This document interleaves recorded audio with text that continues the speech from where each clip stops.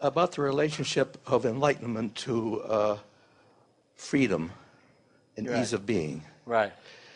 If one has a sense that freedom is, that there's endless possibilities, there are no boundaries, and that leads to a sense of elation and joy. It is elation and joy. Yeah. It is Yeah. elation and joy. But you were Itself. saying earlier that this thing about bliss doesn't belong with, well, actually, it's not bliss. It is elation and joy. It is elation and Yeah. joy. It is. Yeah. That's what its nature is. Okay, good. Well, no, because I ask anybody here, if you contemplate the nature of consciousness, which is what we're all doing here, if you assume no relationship to the content of consciousness, then you're going to be contemplating what is the nature of consciousness. You contemplate the nature of consciousness, how are you going to feel?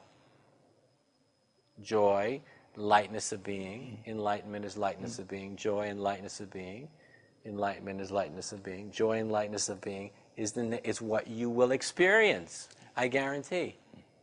If you contemplate the nature of consciousness and you do so consistently, you contemplate the nature of consciousness and do so consistently, what are you going to experience? Joy and lightness of being. So it's unmistakable. Okay. So why has the art and science of stillness, the art and science of meditation, why is it a time-tested, why is it this perennial mystical position, this perennial mystical practice? It's because it's the direct route to awakening to the nature of consciousness. So the nature of consciousness itself is joy, lightness of being. That's what its nature is. So the nature of so human beings who are supposed to be enlightened, their personality generally should be an expression of lightness of being. Not necessarily in every single second, but most of the time, joy and lightness of being. Because they have awoken to the nature of consciousness, their own consciousness, and so the reflection of that is joy and lightness of being. But everybody here, you examine for yourself. But you have to be very careful here. What I'm talking about is not what your mind is telling you about what's happening between you and your mind. The nature of consciousness is the nature of consciousness, is the nature of consciousness. It's not what anybody says about it, including what your mind says about it. It's what its nature is. Right? So what's the nature of ice cream? Sweetness. Right? Ice cream is sweet.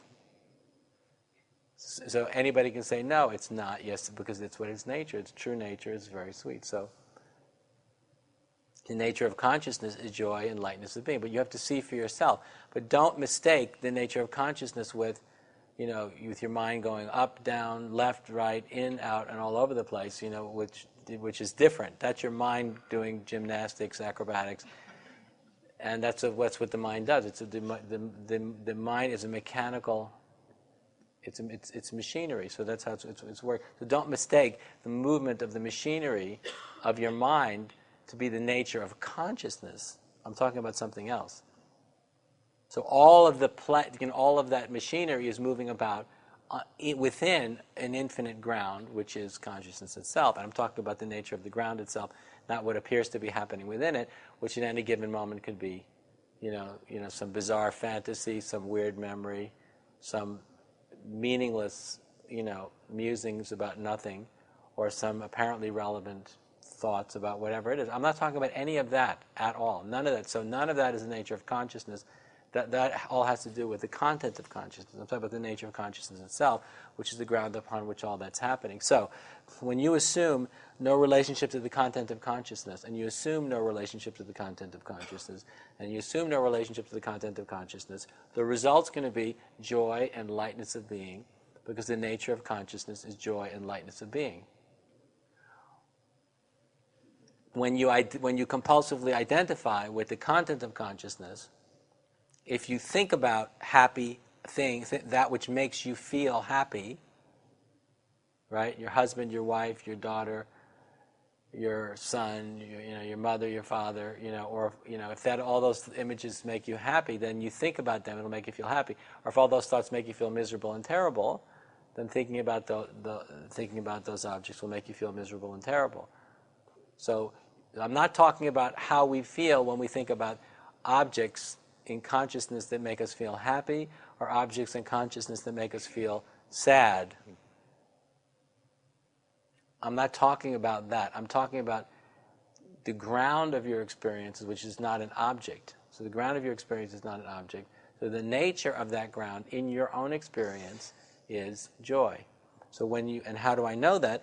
Because if you do have no relationship to the content of consciousness, if you do, and you consistently do, you will find that your experience is one of joy and lightness of being. Your experience won't be one of joy and lightness of being if you're thinking about your relationship to the content of consciousness. If you think about your relationship to the content of consciousness, then your ego is saying, I wasn't doing it right, or I did it really great, or something like this. Then you're thinking about your relationship to the content of consciousness. You're not having no relationship to the content of consciousness. But if you do assume no relationship to the content of consciousness, the result's going to be joy and lightness of being. I guarantee it. It works every single time. It never, ever, ever fails. You were talking about the immediacy of experience yesterday. The immediacy of enlightened awareness. Yeah, and I'm finding that's also part of the equation. Yes, that's right. There's a great Enlightened immediacy awareness before even the mind has no place there. No, either, exactly. so. Exactly. But what I'm saying is, the awakening to the nature of consciousness itself, the lightness of being, which is the nature of consciousness, is enlightened awareness. That's exactly one and the same thing.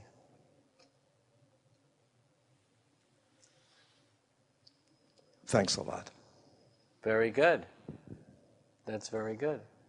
That's very good. Isn't it, Joe, good? Isn't it fantastic? It's marvelous. Isn't it marvelous? Yeah, it's fantastic. There you go. It's marvelous. Yeah. Every time, right? Yep. Every single time. Yep. That's why they say, ever new, Sat Chit Ananda. Ever new, Yep. being, consciousness, bliss. Never ending. Ever new. That's what they say. Ever new, being, consciousness, bliss every time, right? Amazing. Yeah.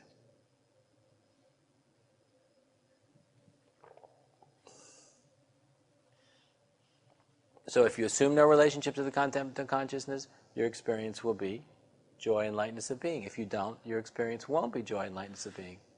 Very simple. How simple could that be? Could it be any simpler? I ask you.